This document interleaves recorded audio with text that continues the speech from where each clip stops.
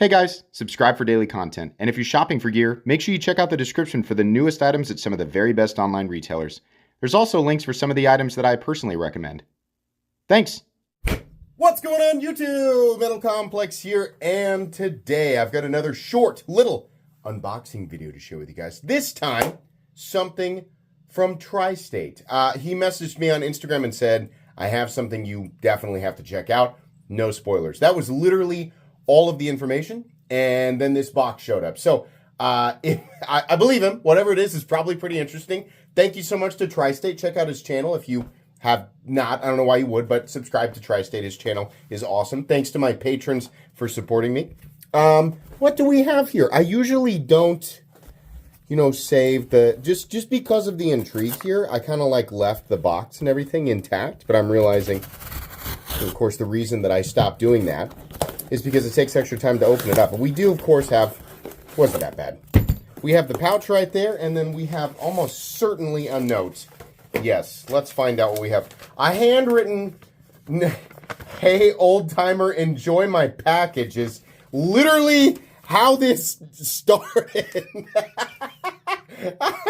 This is the, okay, all right, made by blank. I'll save that. This is not the original packaging, obviously. It came to me in a really nice size hard case that I can't find. Anyway, oh, S90V. Oh, let's see. Not bad on the price. Okay, so we're going to open this up, and then I'll tell you what it is. And then there'll be links in the description, obviously. Oh, my goodness, you were not kidding. This is a beefy boy. Wow, look at that. I love the thumb studs. Right off the bat, I love the thumb studs. What is this that it has come with? Oh, does it have a, is it a secondary locking pin? Those are always fun. I think that's exactly what that is. All right, let's open her up. Oh, cool. We have the external stops there. So, like, this is a big knife, and it's definitely chunky. It's definitely aggressive. But I'm really happy that it's not, like, insanely, like, excessively overbuilt. Okay, so the action is insane. Oh, my gosh. Okay, so, but this has, a lot of times, like, the insanely, like, almost, like, too big to carry knives from companies like Maxace, they come with these extra pins. This one, I wonder which side you're intended to put this in. It's obviously supposed to be on this side here.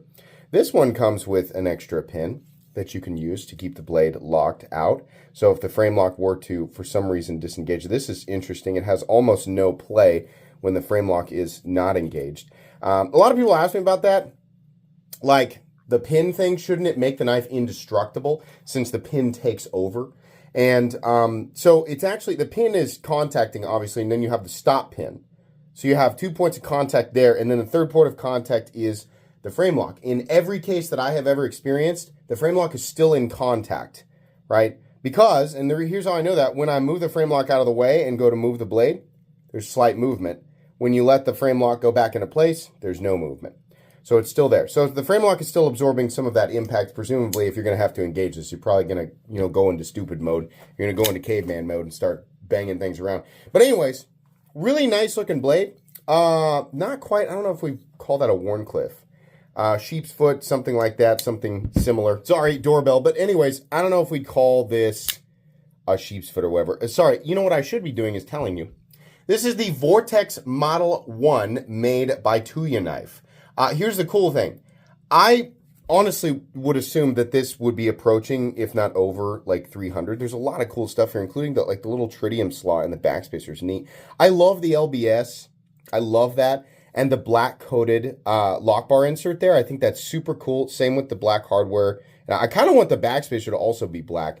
But I love the ergonomic positions. Love all that. Wish the jimping was extended out just a bit further, but that's just my own preference. Pocket clip's in a pretty okay spot. I mean, it is, like, here's the thing. A lot of people don't like it when it's right on top of the relief cut. It really depends on how, like, whether or not there's texturing, the shape of the pocket clip, things like that. On the out, it's a little bit pinchy. On the in, it's pretty easy. So, yeah, it's definitely a little bit grabby coming out, considering it is kind of mushing that material under that clip and into that wall or corner of the relief cut. Just something to consider. This, he says, was $225, and after discount, just quoting what he said here, it was $200. So even at $225, which by the way, the blade steel on this guy, the blade steel. Oh, is it not going to say? Wait, try say.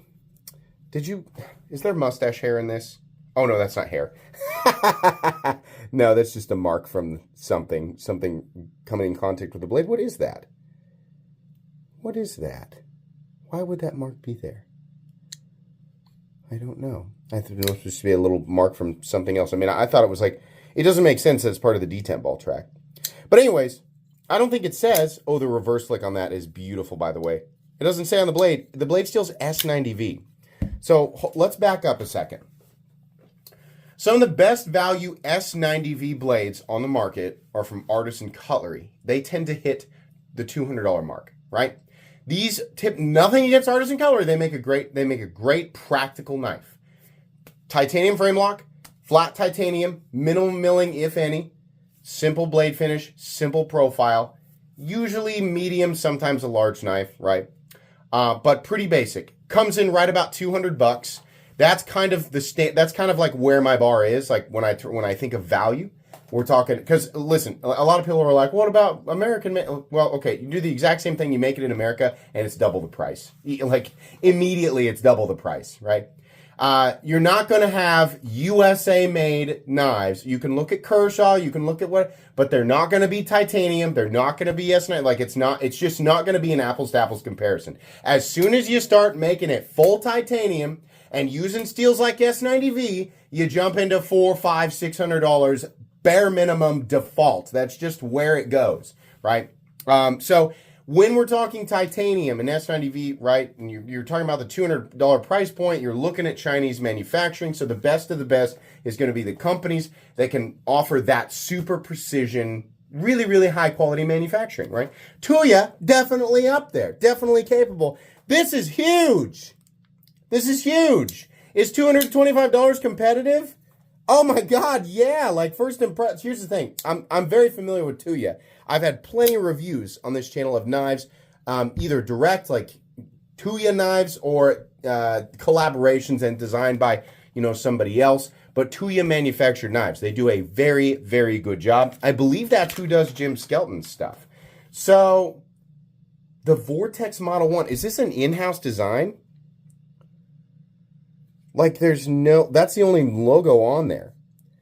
That's really interesting. Obviously, I'm going to have additional links and information down in the description, but assuming Tuya is heat treating S90V appropriately, I think industry standard for S90V, like production stuff is 5961, which actually is appropriate for S90V. It can go higher, right? But 5961 S90V will blow the doors off of 5961 M390, like that average range, right? So that's just in terms of edge retention. But I mean, like that's going to be the main attribute of S90V. So really nice satin finish on the blade. I would say, out of the ordinary blade shape and a little extra effort there with that fuller. Really nice thumb studs. They do work. I really like reverse flicking it. The detent feels amazing. The action feels amazing. We don't have contoured scales, but they are titanium and a lot of titanium.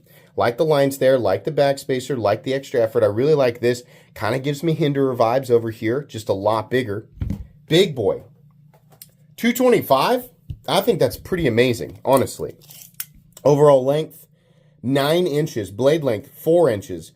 Cutting edge, 3.65 inches. And scale. Did scale show up for work today? Scale did not show up for work today.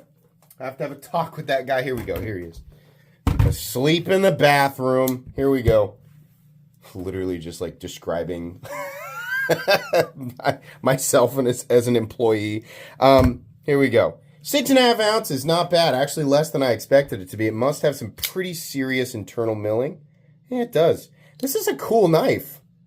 Didn't know anything about it. I love that it's got this. That's fun. I mean, it's an extra thing. You could keep it on your keys, right? Given that it's got that little hole there. I imagine that's to screw it in and unscrew it or attach to your keys, right? Whatever you want. A lot of people say they should have a place on the knife that this attaches. And I kind of disagree with that. And I'll tell you why. Because I feel like something like this would be that much easier to lose. I think it's probably better that it's attached. Like you could obviously you can lose your keys and people lose your keys.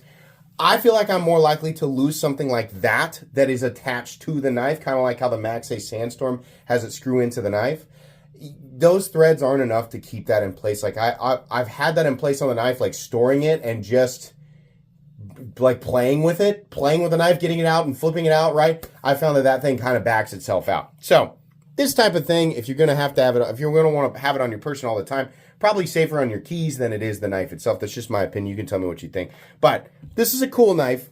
Like I said, all appropriate links will be down in the description. Today's video is not a review. We're just doing first impressions, so the full review of this knife will come down the road. Thanks so much to Tri-State. I don't get to keep this. It'll go back to Tri-State when I'm done. Make sure you guys check out Tri-State's channel and subscribe to him if you are not. That is it for today. Please make sure to follow me on Instagram at metal_complex. If you enjoyed this video, leave a like. If you'd like to check out my other content, I do, of course, have lots of videos of knives that are either expensive or inexpensive that I do or don't like, so check those out. And if you enjoy all my content, go ahead and click on that Metal Complex logo right there and subscribe because there's definitely more coming. Thanks again for watching, everybody, and have a great day.